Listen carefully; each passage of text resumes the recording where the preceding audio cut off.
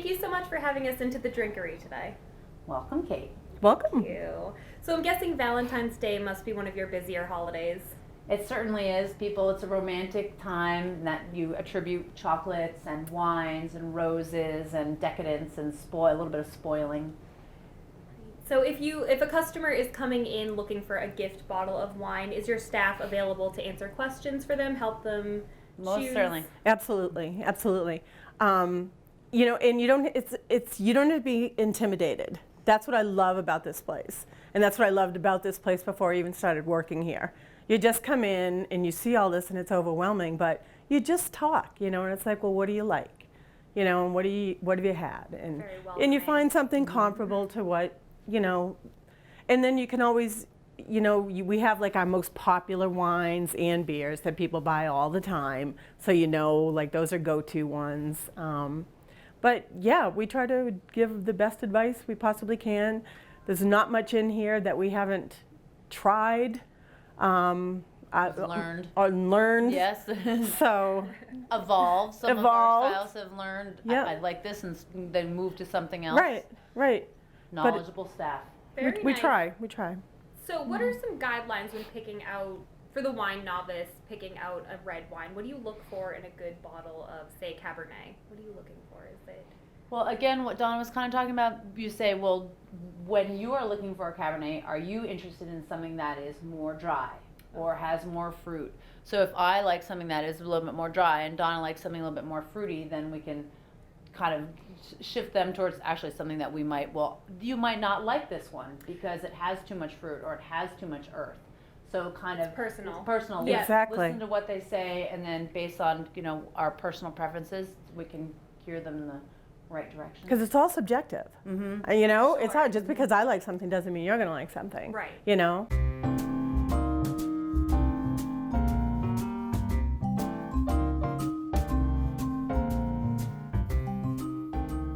you have some wine and chocolates here. So I thought we'd take a look at some of these. So we have dark chocolate, is that right? Dark chocolate, and with chocolate you can have different percentages of cocoa, certainly significantly higher, the most bitter, and then gradually go down to no cocoa. So we have a dark chocolate, milk chocolate with a little bit of, I think these are stuffed with spirits, so that's also something, and then to end up with a white chocolate. Very nice. So what do you recommend pairing with the dark chocolate? What type of wine goes best? It's kind of the darker the chocolate, the darker, the more robust. Okay. To the lighter, to sweeter, a little bit more. Incorporate some fruit with that because this is such a clean palate. But also then you can have a super duper rich, sweet dessert wine that can actually pair with anything because sweet goes with sweet. Okay, so say you would do maybe like a Cabernet with the dark chocolate. You could do a Cabernet with dark chocolate. With the darkest chocolate, you could do a Cab Franc, which is the biggest or the boldest. Okay. You could do something with spirits, go off on another tangent, a strong bourbon or whiskey, something that will complement the bitterness, but also help bring out sweetness in both the chocolate and your bourbon. Okay, and so we do. The milk chocolate would be more of a Pinot Noir, maybe? You could do that lighter than a Cab, is that right? Yeah. Definitely lighter than a Cab. Yep. It is funny with milk chocolate, it's kind of in a gray zone because it has cocoa, it has sweetness, but a Cabernet might actually be too big, but a Pinot might be too light. So there's no real rhyme or reason, and actually some experts say you can't even pair. It's because it is such a sweet, decadent product that actually some wines it's not sweet enough. So some people do just stick with a standard dessert wine, but we love wine and we love chocolate, so why can't you have both together?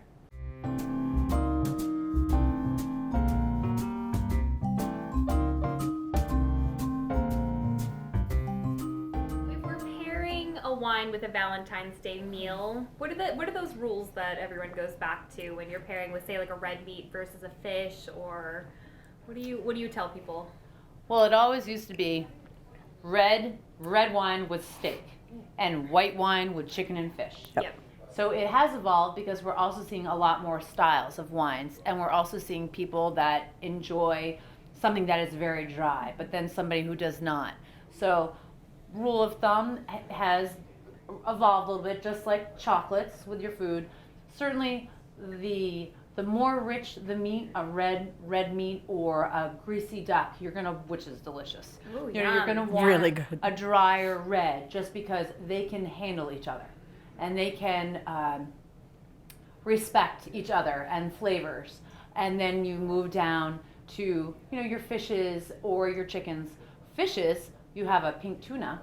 A Pinot Noir would be beautiful. Oh. So if you have a classic, white haddock, something certainly lighter and crisper, Pinot Grigio or a more white wine. But also if you have, to make it really complicated, say you have chicken, but you have a beautiful tart cherry demi-glace. So then you could go whichever way you want. Well, I would prefer white wine, or you would prefer red wine. So, but again, you don't want to overpower your food with wine, and you don't want your food to overpower your wine. Yep. So those basic rules are They out the window. don't exist. Yeah. It's whatever you like. 2016 there. Right. Yeah. Do what you Come a long want. way. Do what you want. Do what you enjoy. That's very nice. Yep. Well, this was a lot of great information for the Valentine's Day customer, and thank you very Cheers. much.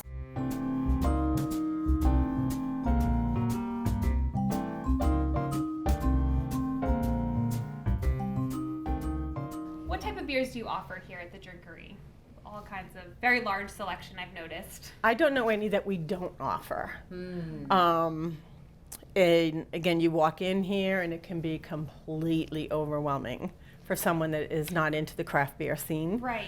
My whole family still drinks Bud Light, makes me crazy. And a lot of people still do. They'll come in here and they'll just kind of like whisper, well, I gotta drink Bud Light. Yeah. So, you just kind of start them on, we have like white ales and things like that aren't so much featured here, but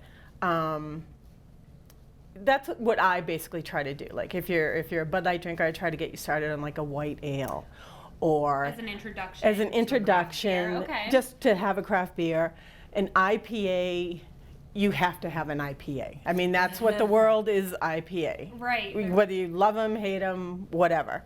I used to say I hate them. You can't say that. They're so different. They're all so different that So IPA is India Pale pale ale. Okay. And they range a lot in terms of flavor. Hoppiness, Yep. and bitterness. Maltiness. Yep. They range. Citrusness. Yep. Some are really juicy, some are so hoppy that I couldn't even finish it. It just depends. And then you'll get someone in here who the hoppier, the most bitter, the better. And we have the whole range here. So what we also do here, which I love, is that you can mix and match into a 4-pack or a 6-pack.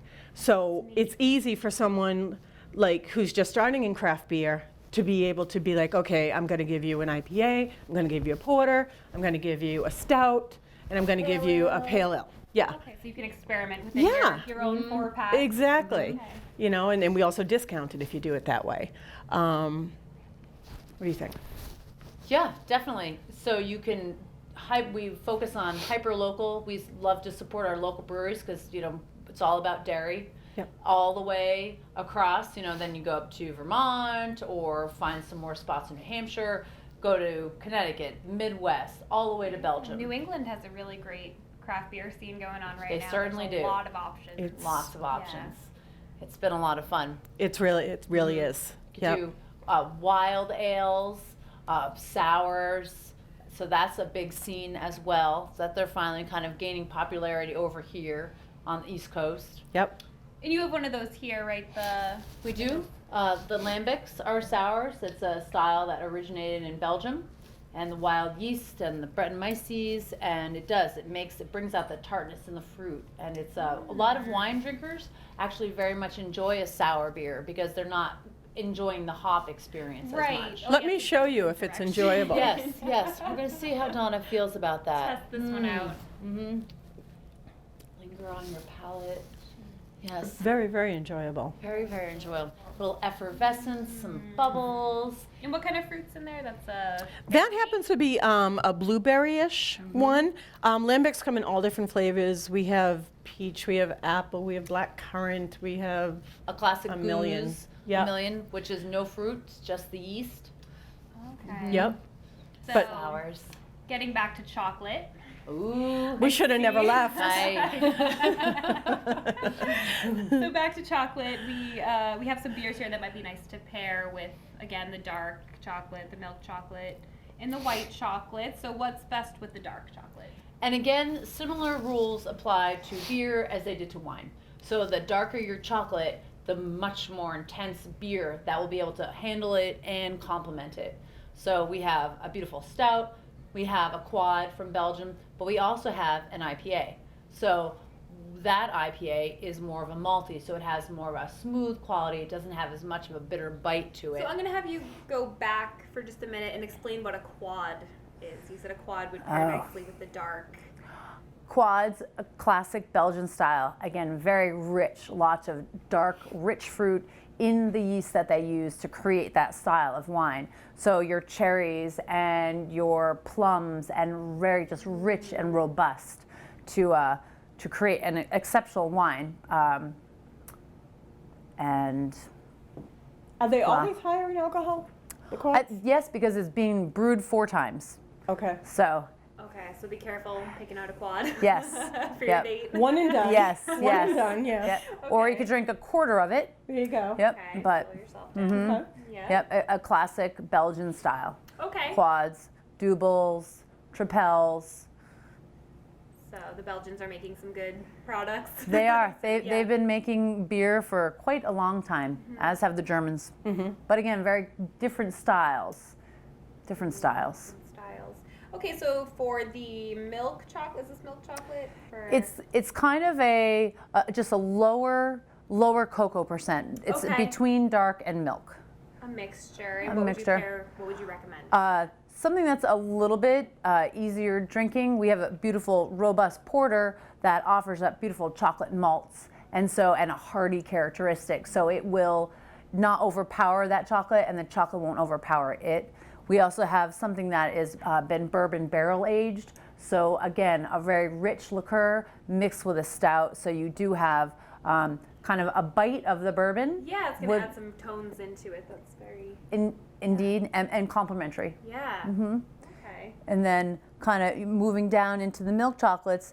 I did put a chocolate chili stout there just because, it's fun. There's a little bit of heat. There's a little bit of milkiness, That and is so fun. It's when good. if you have a hot pepper, you're supposed to cool it down with some milk, so then it doesn't burn. So I thought that would just be kind of a Yep. fun combination. Oh, that would be great to get as a gift.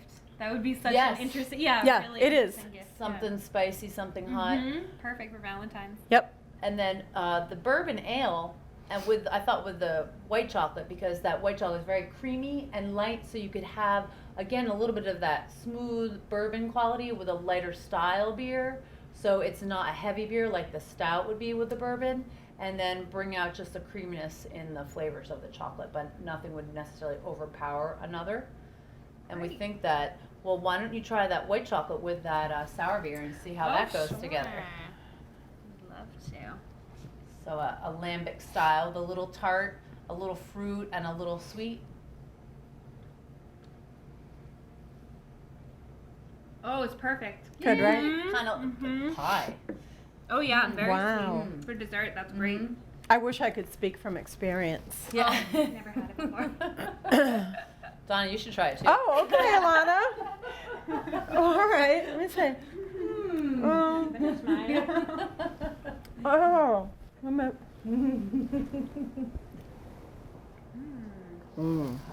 Flavor. seriously, Very that's nice. very nice. Blend. Mm-hmm. Very nice. Well, this has been such great information for Yay. future customers to come in here. Good. Thank you so much, ladies. Thank you. Thank you. Good luck on Valentine's Day. Hope the store packs. Thank you Fill very up. much. Indeed, we know just what to tell your husband. Oh, yes. Yes. Fill me in. Indeed. If I'm lucky. Oh, you're the luckiest.